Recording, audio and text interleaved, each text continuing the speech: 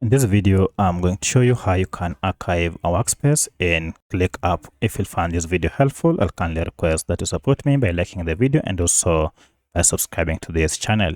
Alright, so I have here 3 workspaces that I created, and I'd like to go ahead and archive this reports space.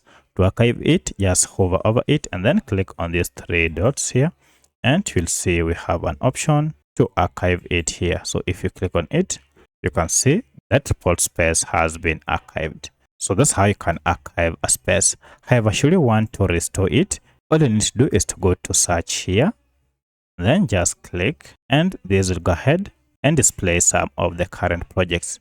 To find archived ones, head over to this symbol and click on it, and then you'll see here archived.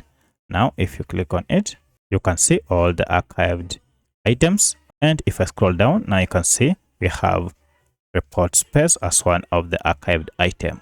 If you have any other question, kindly let me know in the comment section. Otherwise, thanks for watching, and let's meet in the next video.